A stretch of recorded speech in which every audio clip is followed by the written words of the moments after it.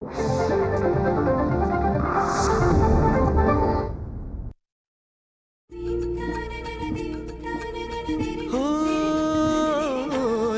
स्वरांचे बनती गाणे, साजन आनंद तराणे, रसिकांची ही जुळते नाते, घडते जेव्हा सुरेल गाणे. कसे हे घडते मनात येते, भेटू बोलू ऐकू तयांच्या गोष्टी गाण्यांच्या, गोष्टी गाण्यांच्या.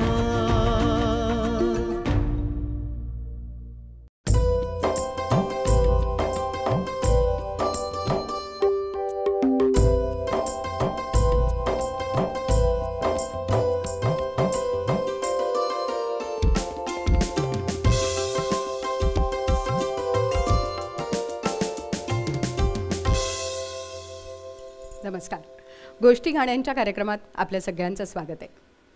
मंडळी, महाराष्ट्राला जी भावसंगीताची, चित्रपट संगीताची एक परंपरा लाभली, त्या परंपरेमध्ये काही नावं घेतल्याशिवाय आपण खरं तर पुढे जाऊच शकत नाही. गदिमा हे त्यापैकीच एक नाव. गदिमा हे मराठी साहित्यसृष्टीला आणि चित्रपटसृष्टीला पडलेलं एक अभिजात स्वप्न होतं असं मी म्हणेन. पण या स्वप्नाने आपल्या माणसाच्या, किंबहुना मराठी माणसाच्या घराघरात एक अतिशय उत्तम आनंदाचा भाग आपल्याला दिला. कारण अनेक चित्रपट गीतं, अनेक भावगीतं ज्या पद्धतीने गदिमांनी लिहिली, खऱ्या अर्थाने शब्दप्रभू ज्यांना म्हणता येईल, असे शब्दप्रभू म्हणजे गदी माडगुळकर. आणि गदिमांचा हाच वारसा पुढे नेणारे त्यांचे सुपुत्र आनंद माडगुळकर आज आपल्यासोबत आहेत. आनंददादा, नमस्कार, स्वागत आहे. आणि मंडळी, याच काळात एक भावमधुर असा आवाज, सोज्वळ असा आवाज, ज्या आवाजाने खरं तर भावसंगीताची एक परंपरा वेगळ्या उंचीला नेली, असा स्वर म्हणजे माणिक वर्मा. आणि माणिक वर्मांचा हा वारसा पुढे नेणाऱ्या त्यांच्या शिष्या शैला दातार आज आपल्यासोबत आहेत. शैलाताई, नमस्कार, स्वागत आहे. खरं तर आनंददा, गदिमा हे नावच असं आहे की जे आमच्या घराघरात, मनामनात इतकी वर्ष रुजलेलं आहे. खरी गोष्ट. आणि तुम्ही त्यांचे सुपुत्र आहात, खूप जवळून त्यांचं सगळं, हे माझं भाग्य आहे खरं सांगायचं. खरंच आहे. आणि त्यामुळे आज तुम्ही इथे आलात हे आमचं भाग्य आहे की आम्हाला गदिमांना पाहता नाही आलं, पण गदिमांच्या आठवणी आज आम्हाला तुमच्याकडनं ऐकायच्या आहेत. आणि गदिमा आणि माणिकताईंचं तर असं आहे की त्या काळात इतकं सुंदर गाणं आणि इतक्या मैफिली, इतकं सगळं मोठं काम माणिकताईंचं होतं. बरं, सहज सुंदर नाही का? म्हणजे माणिकताईंचं गाणं म्हणजे अगदी सहज. आणि तीच एक ओळख वेगळी मला तुमच्या दोघांकडनं, दोन्हीही दिग्गज कलावंतांच्या बाबतीतली ऐकायचे. सुरुवात करताना मला असं वाटतं की गदिमांनी लिहिलेलं आणि माणिकताईंनी गायलेलं सावळाचं रंग तुझा, बाबूजींचं संगीत, बाबूजींचं, तर त्या गाण्याने आपण सुरुवात करावी असं मला वाटतं. शैलाताई, ते गाणं म्हणणार? हो.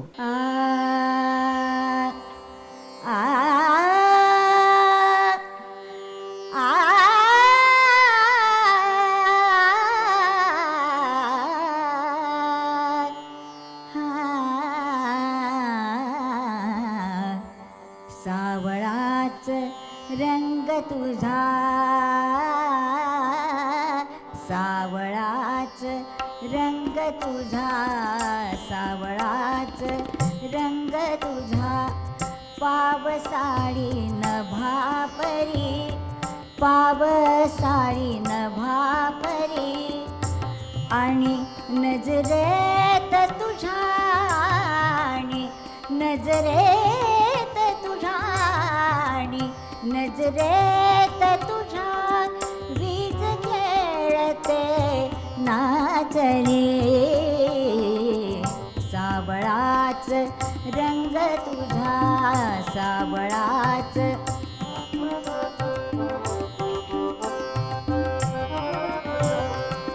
सावळाच रंग तुझा, चंदनाच्या बनापरी, चंदनाच्या बनापरी, आणि नजरेत तुझ्या नाग खेळती विखारी,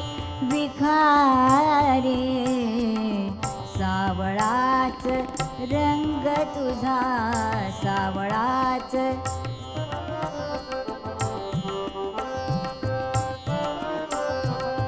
सावळाच रंग तुझा सावळाच रंग तुझा गोकुळीच्या कृष्णा परी सावळा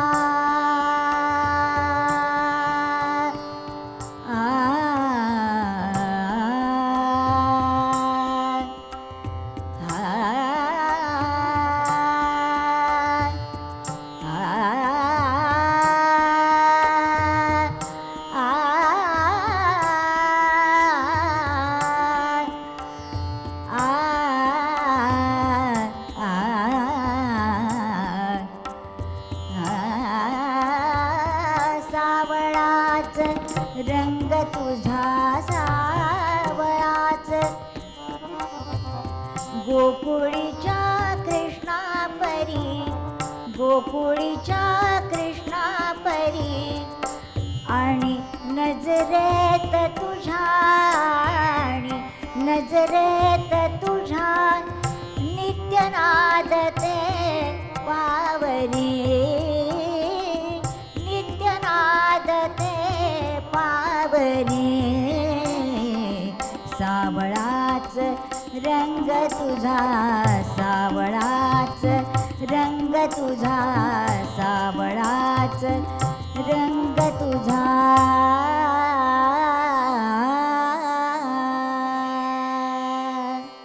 वा वा अप्रतिम.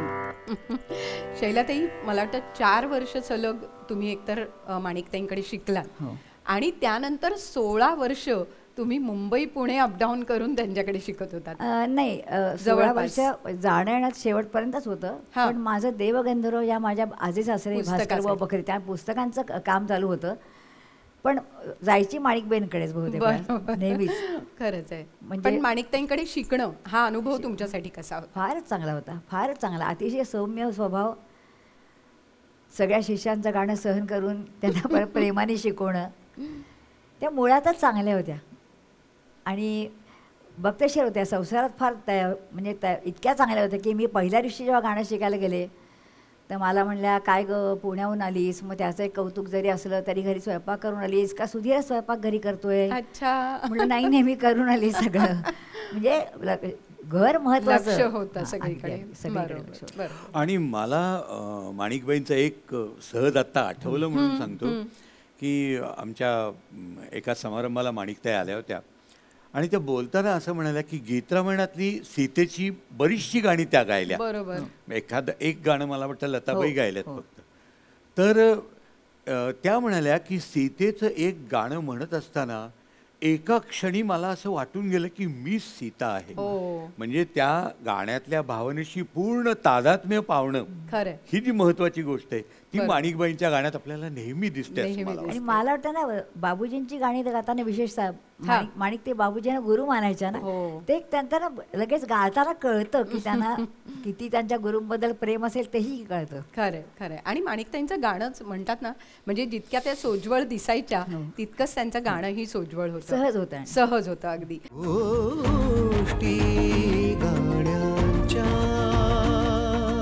गदिमांनी उत्तम लिहिणं आणि ते बाबूजींनी संगीतबद्ध करणं आणि मग माणिकताईंनी ते गाणं, हे तर मला वाटतं त्यावेळेला ही प्रक्रिया घडतच होती. सावळाचा रंग तुझा हे जेव्हा गदिमांनी लिहिलं तेव्हा त्यावेळी काही आठवण आहे का? ते गाणं कसं तयार झालं? मी सांगू का, गदिमा स्वतःही रंगाने सतेज सावळे होते. त्यांना सावळ्या रंगाचं अतिशय आकर्षण होतं. बरं. अर्थात माझी आई गोरी पण आहे बरं का. पण त्यांना अतिशय सावळ्या रंग, आणि आपल्या भारतात आपण पाहतो की आपले देव सुद्धा सावळ्या रंगात आहेत. तर सावळ्या रंगातली जी सुंदरता आहे ती त्यांनी जाणली होती आणि ती नेमकी त्यांच्या काव्यात आणण्याचा त्यांनी नेहमी प्रयत्न केलेला आहे. अशी अनेक गाणी आहेत म्हणजे त्यांची. हे जशी एक त्यांनी गझलेच्या ढंगाने हे गाणं केलं, अशा अनेक आहेत. बरोबर. आणि त्या गाण्याला योग्य न्याय शब्दांनी. या गाण्याची माझ्याकडे फार चांगली आठवण आहे. सांगा ना. कारण बाबूजींनी जेव्हा HMVला सांगितलं की माणिक बर्मा या गायिकेचं आपल्याला गाणं करायचं आहे, बरोबर, ते त्यांनी नकार दिला त्यांचं गाणं ऐकून की नको, हा आवाज आम्हाला नको, आणि नाही सांगितलं तरी बाबूजी हट्टाला पेटले आणि बाबूजी असं म्हणायचं की थोडं तेव्हा इतर कलाकारांचंही ते ऐकायचं HMVचे लोक मान द्यायचे, म्हणून शेवटी त्यांनी नाईलाजाने सांगितलं की गाऊ द्या करा. ना. माणिकबाई म्हणायच्या की तेव्हा इतकं नाही म्हणले, शेवटी रेकॉर्ड झाल्यावरती इतकी प्रसिद्ध झाली की अगदी सावळाचा रंग तुझा शेवटी पांढरा झाला त्या रेकॉर्डचा रंग, इतकी गाजली ती. पण तेव्हा मला ती लोक नाही म्हणली, मग नंतर मागे लागली, माणिकबाई करा हो, अजून एक करा, अजून एक करा, असं बाई सांगायच्या. खरं खरं. नाही, हा किस्सा आम्ही ऐकलेला आहे की HMVच्या मंडळींनी सुद्धा जो आवाज नाकारला होता तोच आवाज महाराष्ट्राला खऱ्या अर्थाने गाजवणारा असा ठरला. आणि त्याचं श्रेय हे बाबूजींना खूप मोठं आहे. बाबूजींनी तो आवाज ओळखला आणि म्हणून महाराष्ट्राला माणिकताईंचा आवाज मिळाला असं म्हणायला हरकत नाही. पण आनंददादा, गदिमांच्या बाबतीत शब्दचित्र उभं करणं हे हातखंडा होता गदिमांचा. म्हणजे मला आठवतं त्यांचं खेड्यामधले घर कौलारू. म्हणजे आज अनेक अशी मंडळी आहेत की जी कदाचित खेड्यातनं शहराकडे आली आहेत पण आजही मनाने खेड्यात राहणारी आहे. त्यांच्यासाठी मला असं वाटतं की हे गाणं आहे. अगदी. आणि या गाण्याचा माझा एक स्वतःचा अनुभव सांगतो की वेगवेगळ्या निमित्ताने परदेशात अनेक ठिकाणी जाणं होतं, मग तिथे गाण्याचे कार्यक्रमही होतात. आता मराठी कम्युनिटी ही पहिल्यासारखी राहिली नाही, मध्यमवर्गीय फारशी राहिली नाही, ती खूप श्रीमंत झाली आहे, अतिश्रीमंत सुद्धा झाली आहे आणि तशी झालीच पाहिजे, त्यात काही चुकीचं नाही आहे. पण आज सुद्धा अतिश्रीमंत झालेल्या मराठी माणसाच्या मनात एका कोपऱ्यात कुठेतरी महाराष्ट्रातल्या कुठल्या तरी तालुक्यातलं, कुठल्या तरी खेड्यातलं एक छोटंसं कौलारू घर आणि त्यात आपली वाट पाहणारे आपले वृद्ध आई वडील हे आजही असतं. आणि तीच भावना नेमकी गदिमांनी त्या ऊनपाऊस चित्रपटातल्या या गाण्यात मांडलेली होती. आणि म्हणून मला वाटतं ह्या गाण्याची आणखी एक गमतीशीर आठवण आहे बरं का, की त्या काळात सिनेमातल्या तंत्रज्ञाना गाडी घोडे वगैरे काहीही नव्हतं बरं का. तर गदिमांनी ओळ अशी लिहिली की हिरवी श्यामल भवती शेती, पाऊल वाटा अंगणी मिळती, लव फुलवंती जुई शेवंती, शेंदरी आंबा लागे मोहरू, खेड्यामधले घर कौलारू. तर अशा वर्णनाचं घर शोधण्याकरता त्या चित्रपटाचे असिस्टंट डायरेक्टर राजा ठाकूर आणि कॅमेरामन बाळ बापट अक्षरशः पुण्याचा भोवताल त्यांनी पिंजून काढला की अशा वर्णनाचं घर आम्हाला पाहिजे. शेवटी त्यांना घर मिळालं. कुठे तर जिथे या चित्रपटाचं चित्रीकरण चाललं होतं डेक्कन स्टुडिओमध्ये, त्याच्या मागच्याच बाजूला 1-2 मैलावर ते घर मिळालं आणि मग सर्व शूटिंग त्या घरात पार पडलं. थोडक्यात गदिमांना गाण्याच्या ओळी बदलाव्या लागल्या नाहीत, तर त्याकरता त्यांनी लोकेशन शोधून. ही किती मोठी गोष्ट होती. म्हणजे आणि गीतकारांना तितकं महत्त्व त्या काळामध्ये होतं. पण याच गाण्याच्या बाबतीत म्हणजे 2 गाणी झाली आहेत. एक आठवणींच्या आधी जाते तिथे मनाचे निळे पाखरू आणि आज अचानक एकाएकी मानस लागे तिथे विहारू. तर हे 2 कसं झालं, म्हणजे 2 खेड्यामधली घर कशी झाली? तोही एक गमतीशीर किस्सा आहे बरं का, की त्या चित्रपटाची गाणी सगळी तयार झाली, म्हणजे सिनेमात ती वापरलीही गेली. मूळ गाणी ती नेहमी साऊंडट्रॅकवर असतात सगळी, पण त्याच्यानंतर रेकॉर्ड्स केल्या जात असत. तर त्यावेळेला मराठीतल्याच एका कलाकारांनी एक ध्वनिमुद्रिकांची कंपनी काढायचं ठरवलं होतं. आणि ह्या चित्रपटाचे जे निर्माते त्यांनी असं ठरवलं की ही गाणी आपण त्या नव्या कंपनीला द्यायची.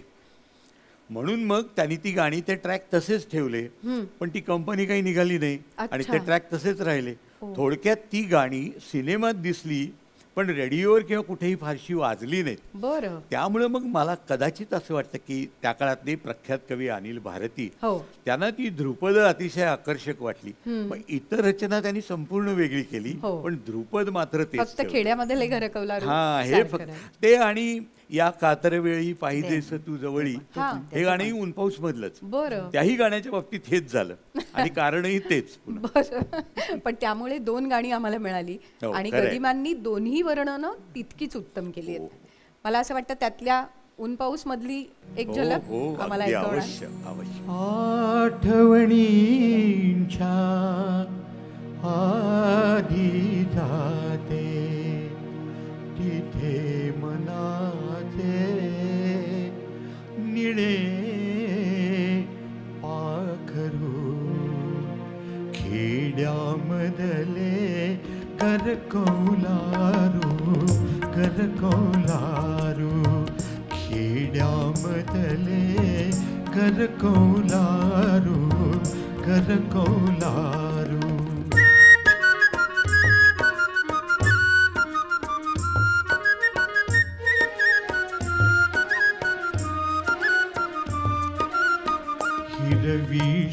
श्यामल भवती शेती हिरवी श्यामल भवती शेती पाऊल वाटा अंगणी मिळती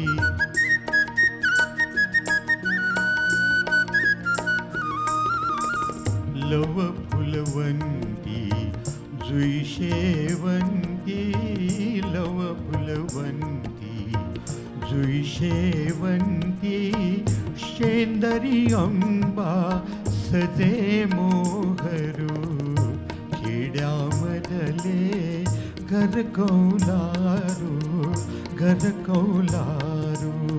खेड्यामधले घर कौलारू वा. ऊन पाऊसमध्ये आशाबाईंनी हे गायलं आणि आज अचानक एकाएकी मालती पांडेंनी गायलं. त्यामुळे 2 गायिकांनी 2 स्वतंत्र गाणी गायली, पण शब्दप्रभू गदिमाच होते. खरं तर अशा या आठवणी जेव्हा कळतात किंवा तुम्ही आता त्या गाण्यामागची गोष्ट जेव्हा सांगता तेव्हा पुन्हा एकदा त्या गाण्याकडे एका वेगळ्या पद्धतीने बघितलं जातं. माणिकताईंचं असंच एक गाणं आहे, अमृताहुनी गोड नाम तुझे देवा. इतकं उत्तम गाणं आणि खरोखर त्यांचा आवाजही अमृताहुनी गोड असाच होता. पण या गाण्याची तुमच्याकडे एक वेगळी आठवण आहे. सगळ्यात महत्त्वाचं म्हणजे बाळासाहेब माटे हे सुप्रसिद्ध हार्मोनियम वादक पंडित गोविंदराव टेंबे यांचे शिष्य, आणि त्यामुळे गोविंदराव टेंबेस्वर संगीतकार होते, बाळासाहेबही संगीतकार होते. बाळासाहेब अतिशय सहज सुंदर चाली द्यायचे आणि सगळ्यात त्यांचं महत्त्वाचं काम म्हणजे महाराष्ट्रात भजनी मंडळ महिलांचं हे त्यांनी सुरू केलं. अच्छा, बरं. आता जे आपण सगळीकडे बघतो ती सुरुवात बाळासाहेबांनी केली, वीणा भक्तिगीत मंडळ या नावाने. आणि मग तेव्हा त्यांनी वेगवेगळी अभंग शिकवायला सुरुवात केली. जेव्हा माणिकबाईंना हा अभंग शिकवला तेव्हा माणिकबाई म्हणाले, लोक म्हणायचे हा अगदी साधी चाल आहे, केवढं काय होणार नाही असं काही. पण ह्याच गाण्याने इतका नावलौकिक मिळवला की तेव्हा वसंता कुमारी नावाची तामिळ गायिका बरं ती बाईंकडे आली.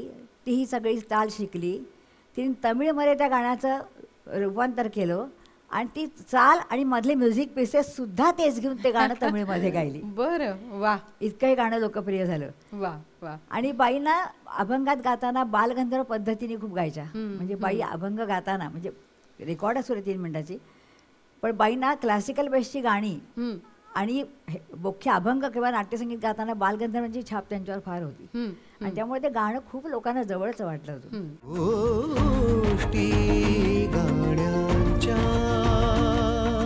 मला वाटतं पंढरपूरला आम्ही गेलो होतो. बाईंचा 60वा वाढदिवस आणि पंढरपूरच्या लोकांनी सत्कार आणि बाईंचं गाणं ठेवलं होतं आणि नंतर महापूजा. बरं. कार्यक्रम संपला. रात्री 11ला आम्ही जेवलो, झोपलोच नाही. 1 वाजता उठून आंघोळी करून आम्ही 2-2:30ला देवळात गेलो. पंचामृती महापूजा झाली. बरं. आणि बाई इतक्या चांगल्या की आम्ही सगळे बरोबर असताना प्रत्येकाला संधी दिली पूजा करायची. म्हणजे असं नाही की बाई पूजा करते, पण छान झाली पूजा. आणि गाभाऱ्यात बाई अमृताहुनी गोड गायल्या.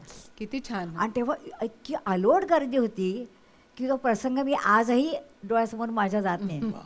आमच्याही डोळ्यासमोर उभं राहिलं की तो पंढरपूरचं देऊळ आहे, विठुराया तिथे आहे आणि त्याच्या चरणी माणिकबाई गातायत अमृताहुनी गोड. आणि ते आम्हाला ऐकायला मिळालं म्हणजे किती भाग्यवान. हो. आज आम्हाला ऐकवणार थोडंसं? हो, ऐकवते ना.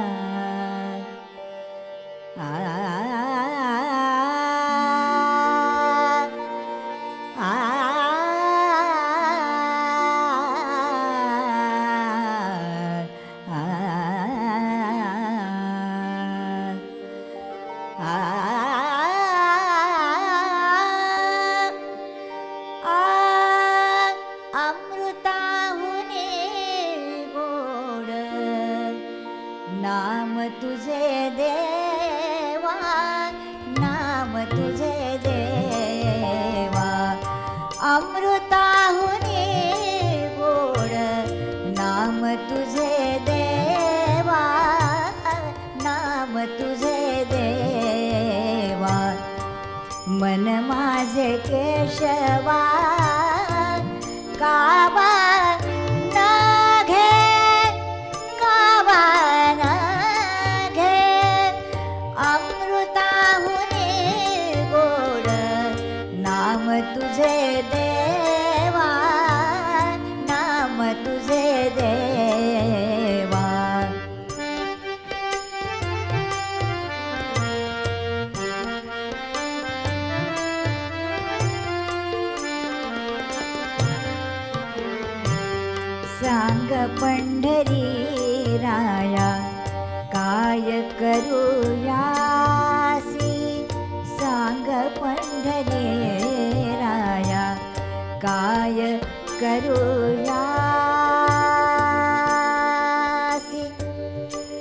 पंढरी राया आ, आ, आ,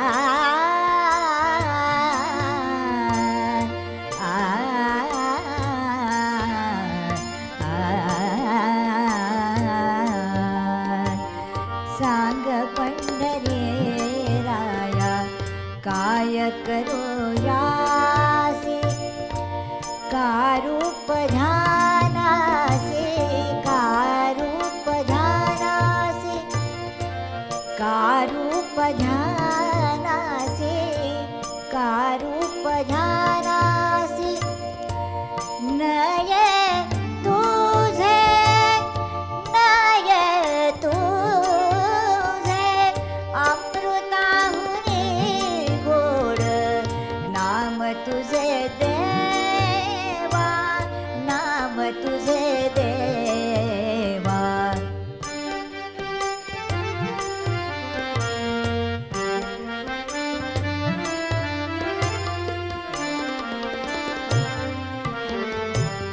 कीर्तनी बैसता निद्रे नागविले कीर्तनी बैसता निद्रे नागविले मन माझे गुंतले मन माझे गुंतले मन माझे गुंतले विषय सुखा विषय सुखा अमृताहुनी गोड अमृताहुनी गोड नाम तुझे देवा नाम तुझे देवा मन माझे केशवा मन माझे केशवा मन माझे केशवा मन माझे केशवा मन माझे केशवा मन माझे केशवा मन माझे केशवा कावा न घे कावा न घे अमृताहुनी गोड नाम तुझे देवा नाम तुझे देवा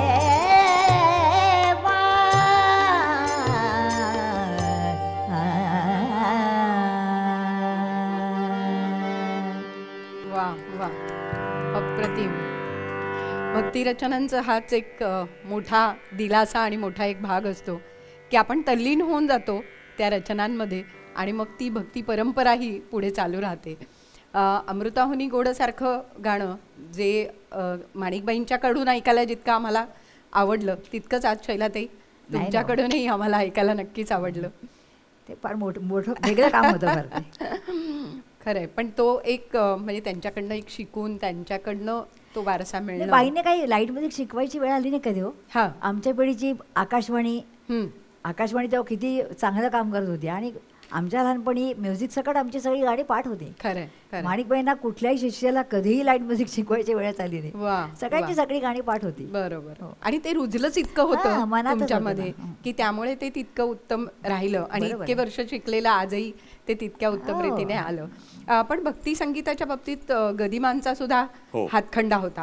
म्हणजे भक्ती रचनेचं एक वेगळं विरोध असं खरं तर त्यांनी मिरवलं असं म्हणायला हरकत नाही. त्यांच्या सगळ्याच भक्ती रचनांबद्दल हे नक्कीच मी तुम्हाला सांगतो त्यांनी एकाच विषयावर वेगवेगळ्या प्रकारे मतं मांडलेली आहेत गाण्यातून. बरोबर बरोबर. उदाहरणार्थ आता कुंभार ही आपण एक संकल्पना घेऊया तर आपण नेहमी म्हणतो की देव आणि सद्गुरू याच्यात फरक नसतो. तसं ईश्वर आणि सद्गुरू हे एकच असतात. तर एका गाण्यात त्यांनी सद्गुरूला सगुण सद्गुरू दाखवले. बरं. म्हणजे ते म्हणतात की अरे कुंभारासारखा गुरु नाही रे जगात वर घालतो धपाटा आत आधाराचा. आणि दुसऱ्या गाण्यातला जो कुंभार आहे तो मात्र निर्विकार आहे. त्याला माणसाच्या बऱ्या वाईटाशी अजिबात देणं घेणं नाही. म्हणून तो कुंभार म्हणतो की तूच घडविसी तूच फोडीसी कुरवाळीसी तूच वा. ताडीसी नकळे यातून काय घडविसी. देसी डोळे परी निर्मिसी तया पुढे अंधार वा वा. विठ्ठला तू वेडा. खरंय खरंय. दोन प्रतिमा अहो. किती वेगळ्या पद्धतीने. आणि बघा एक एक म्हणजे बाबूजींनी ही अप्रतिम चाल तू वेडा कुंभारची केलेली आणि वाटव्यांनी ह्या जी दुसरं गाणं आहे अरे कुंभारासारखा त्याची ही चाल त्यांनी खरोखरीच अप्रतिम केलेली. बरोबर. कारण दोन घडवणारे दोन हात हो, गदिमांना मिळाले खरंच. असं म्हणायला हरकत नाही. पण आपण आधी विठ्ठला तू वेडा कुंभार ऐकूया चालेल. आणि नंतर गजानन वाटवेंची जी चाल आहे म्हणजे रसिकांना दोन्ही चालीत मधलं माधुर्य लक्षात येईल. अगदी. किती वेगळ्या पद्धतीनं दोन संगीतकारांनी एकच कल्पना मांडलेली. खरंय खरंय.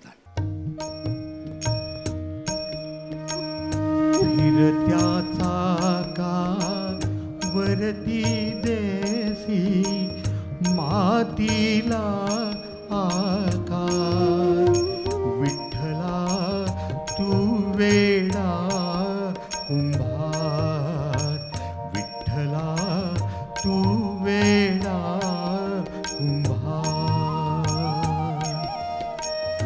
माती पाणी उजेड वारा तूच मिसळसी सर्व पसार माती पाणी उजेड वारा तूच मिसळसी सर्व पसार आभाळच मग ये आकारा तुझ्या घटांच्या उतरंडीला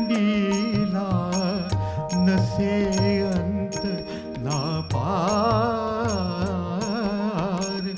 तू वेडा कुंभार विठ्ठला तू वेडा कुंभार.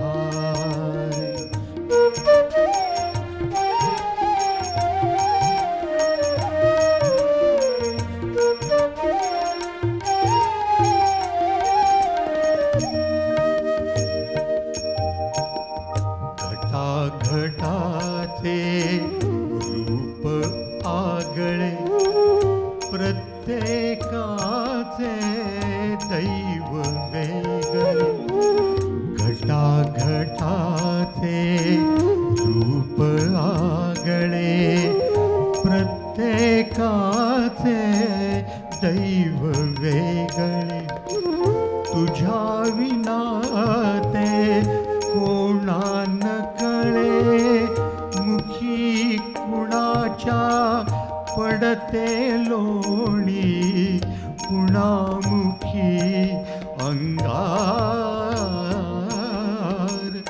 तू वेडा कुंभार विठ्ठला तू वेडा कुंभार. फिरत्याचा का वरती देसी मातीला आकार विठ्ठला तू वेडा कुंभार विठ्ठला तू वेडा कुंभार. वा. अप्रतिम. म्हणजे बाबूजींनी काय चाल दिलेली आहे आणि शब्दांना योग्य असा न्याय. गोष्टी गाण्यांच्या. असंच एक गाणं आहे बाळा जोजोरे या चित्रपटातलं आणि त्या गाण्याचे शब्द आहेत दासांचाही दास श्रीहरी हा. नंदाचा नंदन घाशितो नाथा घरी चंदन. correct, बरं का. correct. तर माझ्याकडे महाराष्ट्रातले एक सत्पुरुष त्या आळंदीची जी मोठी यात्रा निघते आपल्याकडे दरवर्षी पालखी निघते त्याच्याबरोबर ते पंचवटीत आले आमच्या घरी आले बरं. आणि ते मला म्हणले की या गाण्यावर मी 1 तास प्रवचन करतो. म्हणजे गदिमांचं जे लेखन आहे ते खरोखरीच संतत्वाला पोचलेलं होतं असं मला वाटतं. नक्की. आणि आता जे गाणं मी तुम्हाला म्हणून दाखवणार आहे त्यातही तुम्ही बघा की सगुण सद्गुरूचे सगळे गुण हे त्या या गाण्यात गीतात उतरलं. तुम्हाला बघायला मिळते. आणि वाटवेंनी त्याला चालही चालही तितकीच तितकीच अप्रतिम अप्रतिम दिली. लावली. कारण शब्दांमधनं ते सामर्थ्य शोधणं आणि ते संगीतातनं सादर करणं आणि हा तुम्हाला एक वेगळा गंमत सांगतो वाटव्यांची की वाटव्यांच्या घरावरची पाटी जर तुम्ही पाहिली हा तर काव्य गायक अशी अच्छा. त्यांनी म्हणजे ते शब्दाला अत्यंत महत्त्व द्यायचे. खरंय. म्हणजे अलीकडे जसं म्हटलं जातं ना की अधूनमधून शब्द गाण्यात ऐकू येतात तसं नव्हतं ते. बरोबर. शब्दाला सर्वोच्च महत्त्व त्यांनी दिलेलं होतं खरंय, आणि खरंय. म्हणूनच त्या काळात अलोट लोकप्रियता त्या माणसाला मिळून गेली. नक्की. आणि ती गाणी आजही आम्ही ऐकतोय. हो, हो. मला वाटतं त्यावेळेला ते गाणं अनुराधा मराठेंनी गायलं होतं ना. हा त्या मला असं म्हणजे वाटतं. नंतर एक अल्बम झाला गजाननराव वाटवेंनी. माझं एक सद्भाग्य असं हा की वाटव्यांच्याकडनं प्रत्यक्ष शिकवणी घ्यायचं भाग्यही मला अरे लाभलं वा, बरं का. वा, वा. म्हणजे 3 वर्ष ते मला ते टिळक रोडला राहत असत तिथून ते एक बस घेऊन वाकडेवाडीत यायचे, मला तासभर शिकवायचे. अरे वा. वेगवेगळी गाणी आणि एकदा तुम्हाला गंमत सांगतो म्हणजे एका संगीतकाराला दुसऱ्याविषयी केवढी आत्मीयता असू शकते. एकदा संध्याकाळी ते मला शिकवायला आले बरं का. आणि त्यांचं जेव्हा शिकवून झालं बाहेर आले तर बाहेर सुवासिनी पिक्चर त्यावेळेच्या दूरदर्शनवर लागलेलो. अच्छा. खूप जुनी गोष्ट आहे. बरोबर. 80, 82, 83 चाल असेल. हम्म. आणि त्याच्यातलं जीवलगा कधी रे येशील तू गाणं चाललं होतं. तर वाटवे ते बघत राहिले थोडा वेळ बाजूला. अण्णाही होते त्यावेळेला. बघत राहिले आणि नंतर म्हणाले की असं एखादं गाणं कंपोज करावं आणि मग मरावं. आई ग. हे वाटव्यांनी बाबूजींच्या बद्दल काढलेले शब्द वा होते. वा. विलक्षण. आणि प्रत्यक्ष गदिमांच्या समोर काढलेले खरोखरी. शब्द. म्हणजे तो विलक्षणच प्रसंग विलक्षण होता. आहे. खरं पण सांगायचं. आनंदाता मला इथे खरं तर आणखीन एक म्हणजे त्या गाण्याकडे वळूया. पण मला मगाचपासून एक विचारायचं आहे की गदिमा शब्दप्रभू होते. हो. म्हणजे डॉक्टरचा मुलगा डॉक्टर होतो हो. तसा मग गीतकाराचा मुलगा गीतकारच व्हायला पाहिजे असं एक कुठेतरी एक निदान होतं. एक मी तुला छोटंसं सांगतो बरं का. बरं म्हणजे सगळ्याच मोठ्या कवींच्या मुलांना हे लागू आहे खरं. बरं बरं. गदिमांनी एक माझी शिंगे नावाची कविता लिहिली. हा त्या कवितेचा मतितार्थ असा की त्यात तो हरणांचा मोठा कळप आहे आणि त्याच्यातला जो सर्वात सिनियर जो आहे त्याची शिंग अतिशय छान आहेत. आणि तो एका टेकडीवरून त्याच्या कुटुंबाकडे बघतोय आणि तो बघताना त्याच्या मनात येतं की अरे माझा रंग मी यांना देऊ शकतो, माझे डोळे मी यांना देऊ शकतो, म्हणजे माझ्यासारखे सुंदर, पण माझी शिंग हा ही फक्त माझीच आहेत वा, आणि ती माझ्या बरोबरीच जाणार. म्हणजे गदिमांची प्रतिभा ही गदिमांचीच होती, ती नाही तशी येणार. खरंय. पण एक मला कौतुक खूप छान वाटलं की तुम्ही आज गाऊन गदिमांची गाणी ही लोकांपर्यंत पोहोचवताय. जर तुम्ही त्यांच्यासारखे कवी झाला असतात तर कदाचित त्या कविता फक्त राहिल्या असत्या, पण त्यांची गाणी गाऊन तुम्ही आज महाराष्ट्रभर पोहोचवताय. हे एक वेगळं भाग्य. आणि मी तुम्हाला सांगू का गदिमांच्या पहिल्या चित्रपटापासूनची सगळी गाणी लहानपणापासून मी इतकी ऐकली आहेत. खरं तर मला तेवढंच येतं बरोबर आहे. पण तेही खूप मोठं आहे. खरंच आहे, खरंच आहे. आणि खरं सांगायचं का म्हणजे मी लहान तोंडी मोठा घास घेता असं म्हणू नका, पण गदिमांच्याच मी माझे गुरु पाहतो खरं सांगायचं. बरोबर बरोबर. त्यामुळे मग मी आयुष्यभर त्यांच्याच साहित्याची त्यांच्याच काव्याची उपासना करत राहिलो. अगदी मला वाटतं हा उपासक खरंच खूप मोठा आहे. आणि महाराष्ट्राला गदिमा तुम्ही पुन्हा नव्याने भेटवताय. कारण तुम्ही आत्ताच्या नवीन काळाच्या यूट्यूब असेल, स्पॉटिफाय, वेगवेगळ्या ठिकाणी तुम्ही ते अनुभव सांगताय. गदिमांची वेबसाईट अतिशय सुंदर आहे. म्हणजे गदिमा हे त्या काळापुरते राहिले नाहीत, तर तुम्ही आजच्या काळातल्या तरुण पिढीपर्यंत ते पोहोचवताय. हे खूप मोठं कार्य खरंच आणि तुम्ही मी तुम्हाला सांगू उपासनाच्या का, दृष्टीने रोजच्या करताय. जीवनात ते इतकी सुंदर वाक्य अशी म्हणजे फुलांची पखरण असावी ना तशी बोलून जायचे, वा. सगळी लक्षात राहिली कुठेतरी. आणि ती कुठेतरी मी वापरतो मुद्दाम. खरंय, खरंय. आणि कारण फार म्हणजे मी सांगू का दैवी दैवी बाबूजी काय गदिमा काय किंवा पुलं काय फॉर दॅट मॅटर, हो. ही दैवी या स्पर्श सगळ्या- असलेली माणसे खरं- मला आपलं वाटतं. खरं तर पुन्हा एकदा आपण अशाच प्रतिभावान असलेल्या संगीतकार गजाननराव वाटवे यांच्याकडे वळूया. आणि त्यांनी जो कुंभार त्यांच्या संगीत रचनेतनं मांडलाय, जो की गदिमांनी आपल्या शब्दातनं मांडलाय, तो कुंभार कसा आहे चालेल, तो पाहूया. अरे कुंभारा सारखा गुरु नाही रे जगात, नाही रे जगात, नाही रे जगात. कुंभारा सारखा गुरु नाही रे जगात, कुंभारा गुरु नाही रे जगात. वर घालतो धपाटा आत आधाराचा हात. वर घालतो धपाटा आत आधाराचा हात. कुंभारासारखा गुरु नाही रे जगात. कुंभारासारखा गुरु नाही रे जगात.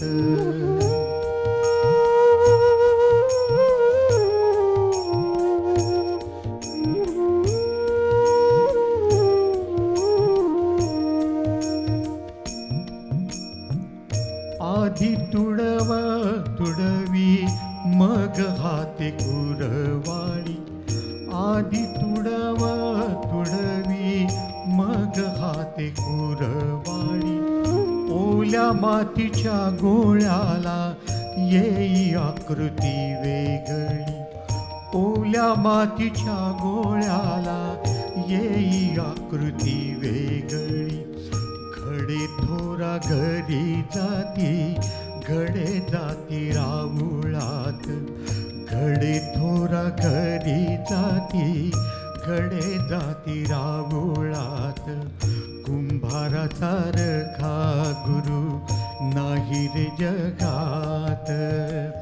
कुंभारासारखा गुरु नाही रे जगात. वर घालतो धपाटा आत आधाराचा हात. वर घालतो धपाटा आत आधाराचा हात.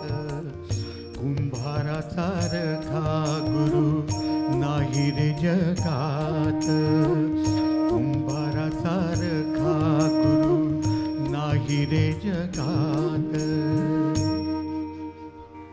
वा, म्हणजे वरवर पाहता भक्तिगीत पण आतमध्ये तत्वज्ञानाचा किती मोठा गाभा गदिमांनी लिहून ठेवलाय. गोष्टी गाण्यांच्या. जसं भक्ती रचनेचं एक श्रेय गदिमांना द्यायचं तसंच भावगीतांमधलं मी सुद्धा. तुम्हाला सांगतो, हा ऑपरेशन नंतर त्यांचं हा. एक 75 साली अतिशय सिरियस ऑपरेशन झालं. बरोबर.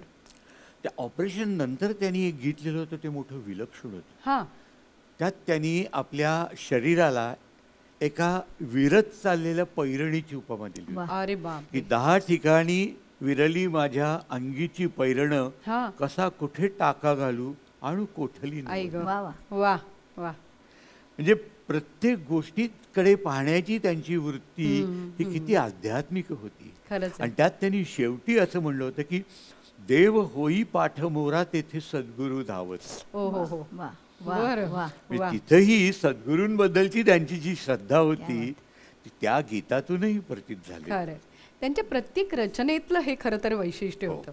जसं मी म्हटलं की भक्ती रचनेचं त्यांचं श्रेय त्यांना द्यायला हवं, तसंच भावगीतांचं श्रेय सुद्धा हो वेगळं. अर्थात. म्हणजे मला आठवतं त्यांचं हे गाणं, फांद्यावरी बांधिले ग मुलींनी हो, हिंदोळे, हो, हो. पंचमीचा सण आला डोळे माझे ओले. आम्ही कॉलेजमध्ये इतकं हे गाणं म्हटलेलं आहे. त्या गाण्याची एक गंमत आहे बरं का. बरोबर. म्हणजे सांगण्यासारखा किस्सा आहे. हा. कसं होतं, वाटवे पुण्याला टिळक रोडवर राहत असत. हम्म. आणि हे हिंदीतले जे संगीतकार आहेत शंकर जयकिशन, त्या हो. काळातले फार मोठे संगीतकार, बरोबर. ते महाबळेश्वरला जाता येताना वाटव्यांना भेटत असत बरं का. गजानन वाटते हो. आणि एवढंच नव्हे तर त्यांचा फोनवरही संपर्क होता. बरं. आणि ज्या वेळेला हे गाणं प्रदर्शित झालं हा. तेव्हा जयकिशननी अशी इच्छा व्यक्त केली की वाटवे मी हे गाणं माझ्या एका चित्रपटाकरता वापरलं तर चालेल का, बरं का. आणि त्याच गाण्याचा बेस घेऊन, म्हणजे ते गाणं अगदी तसं नाहीये, बरोबर, पण चोरी चोरी नावाच्या चित्रपटात त्यांनी जे गाणं केलं हा, की पंछी बनू उडती फिरू मस्त मस्त गगन में, करेक्ट, आज मैं आजाद हूं. एक्झॅक्टली ते तर आहेत. पण त्यातली जी गिल्लोरी अशी जी आरोळी आहे ना, ती सुद्धा म्हणे वाटव्यांनी जयकिशनला सांगितलेली बघा. होती. वा. कारण ते वा. गोफण गुंठा खेळणार त्याच्यात ते कसं म्हणतील. करेक्ट. मला वेगळं सांगायचं आणखी की आपल्याकडे दत्ता नाईक नावाचे एक संगीतकार होते. अतिशय सुंदर संगीत हिंदी चित्रपटांना त्यांनी दिलेलं. तर त्यांनी धूल का फूल नावाचा एक चित्रपट होता. बरं त्या चित्रपटातही त्यांनी हीच चाल वापरली होती. बरं. आणि ते त्यांनी नंतर खाजगीत कबूलही केलं होतं अच्छा. की नाही मी वाटव्याच्या गाण्यापासून स्फूर्ती घेतली. किती जणांना प्रेरणा मिळाली खरंय, या खरंय. गाण्याने.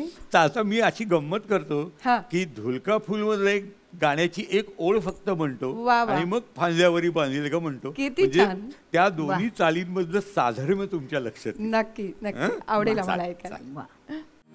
हो झुकती घटा गाती हवा सपने जगाए, झुकती घटा गाती हवा सपने जगाए, नन्हा सा दिल मेरा मचल मचल जाए. ओ फांद्यावरी फांद्यावरी बांधिले ग मुलीनी हिंदोळे, पंचमीचा सण आला डोळे माझे ओले, पंचमीचा सण आला डोळे माझे ओले.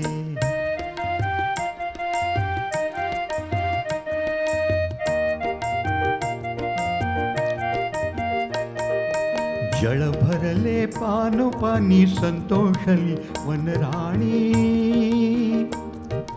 जळ भरले पानोपानी संतोषली वनराणी, माझे पण प्राणनाथ घरी नाही आले, माझे पण प्राणनाथ घरी नाही आले, फांद्यावरी बांधिले ग मुलीनी हिंदोळे, फांद्यावरी बांधिले ग मुलीनी हिंदोळे, फांद्यावरी बांधिले ग मुलीनी हिंदोळे, पंचमीचा सण आला डोळे माझे ओले, पंचमीचा सण आला डोळे माझे ओले, पंचमीचा सण आला डोळे माझे ओले. वा खूप सुंदर. आणि मला वाटतं गजानन वाटव्यांनी आणखी एक पद्धत सुरू केली की बायकांची गाणी पण त्यांनी म्हटली. म्हणजे ती म्हटल्यामुळे ती पुरुषाच्या आवाजात पण आम्हाला छान वाटायला लागली. त्यात आणखी गंमत एक अशी होती की वाटव्यांनी ह्या चाली इतक्या सुंदर केल्या की त्यांच्या बरोबरचे जे सहगायक गायक होते ना ते सुद्धा त्या चाली ढापायला लागले बरं का. म्हणजे उदाहरणार्थ गदिमांनी एक काव्य लिहिलं होतं, रानात सांग कानात आपुले नाते मी भल्या पहाटे येते. बरोबर. हे गाणं म्हणजे चाल वाटव्यांची हा बबनराव नावडीकरांनी गायलं HMVत जाऊन. हो. आणि आल्यानंतर सांगितलं वाटवे मी तुमची चाल घेतली आहे बरं का. बिचारे वाटवे काही बोलले नाही त्याच्यात. त्या काळात ती गाणी किंवा भेटेन 9 महिन्यांनी म्हणून एक वाटवे त्या काळात गाणं म्हणत असत. ते तर गाणं म्हणे त्या युद्ध काळात इतकं लोकप्रिय होतं की सैन्यात जाणारे जे शिपाई असायचे त्यांच्या बायका ते गाणं ऐकताना मूर्छित वगैरे पडायच्या म्हणे. इतका त्या गाण्याचा परिणाम व्हायचा. बरोबर. तो परिणामाचा आणि तो प्रभावाचा एक वेगळा काळ. आणि वाटव्यांचं काव्यगान मी असं ऐकलंय की ते आई ही कविता ज्या वेळेला गायचे त्यावेळेला सुद्धा मी अशा कथा ऐकलेल्या आहेत की खरोखरीच ज्यांना मातृवियोग लहानपणी झाला असेल त्यांची अवस्था अतिशय विलक्षण व्हायची ते गाणं ऐकताना. प्रभाव तितका होता. संगीताचा प्रभाव असाही मोठा आहे आणि जे दिग्गज प्रतिभावान संगीतकार गायक आहेत त्यांच्या बाबतीत हे खरंच शक्य होतं.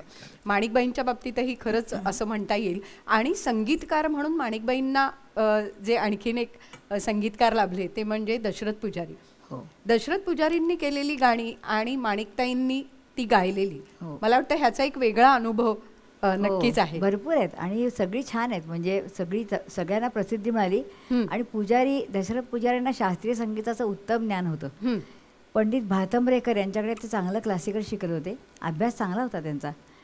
आणि त्यांना जेव्हा हे त्या सावळ्यात गाणं आलं ना तर आधी ते एका नाटकात घेतलं होतं पूर्वी. म्हणजे बाई गायच्या आधी कितीतरी वर्ष त्यांनी नवीन चाल दिली होती आणि ते नाटकात घेतलं होतं. पण ते नाटक काही म्हणजे नाटक झालं पण ते गाणं रेकॉर्ड झालं नाही.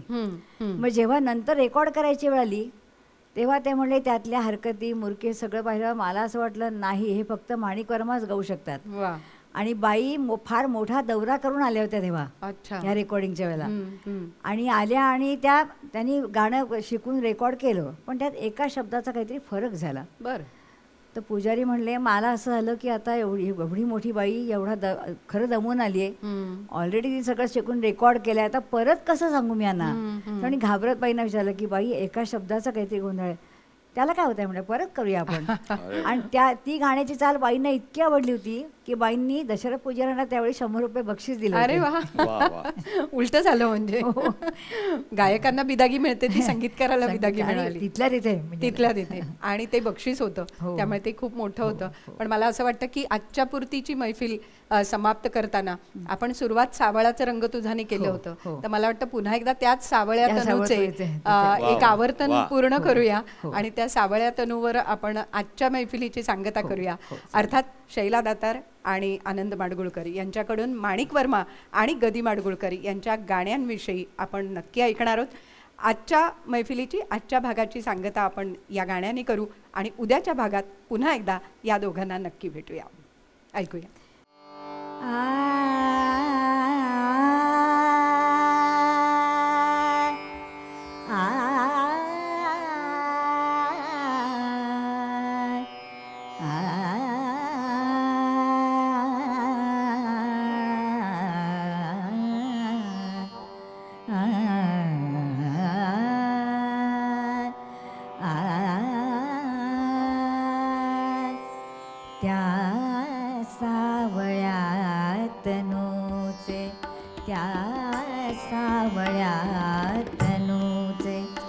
मज लागले पिसे ग त्या सावळ्या तनूचे, मज लागले पिसे ग नकळे मनास आता, नकळे मनास आता या आवरू कसे ग त्या सावळ्या तनूचे.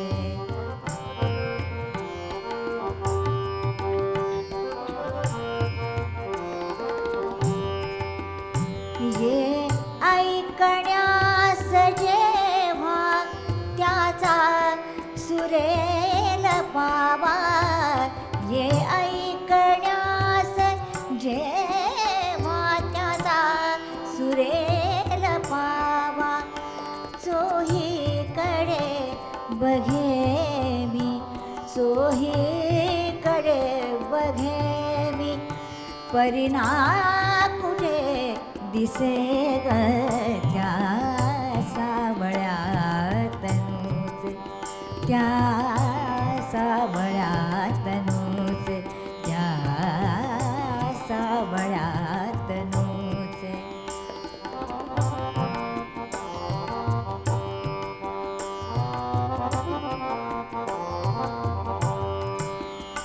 हलतो तरुलतात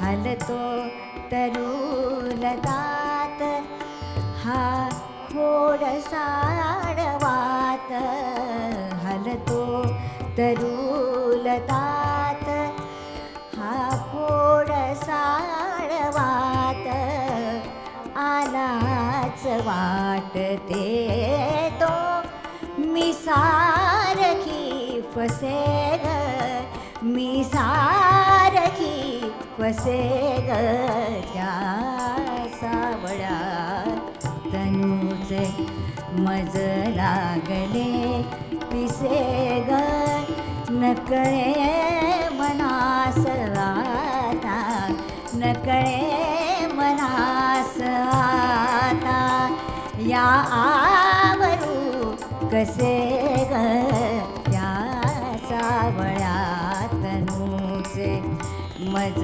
लागले पिसे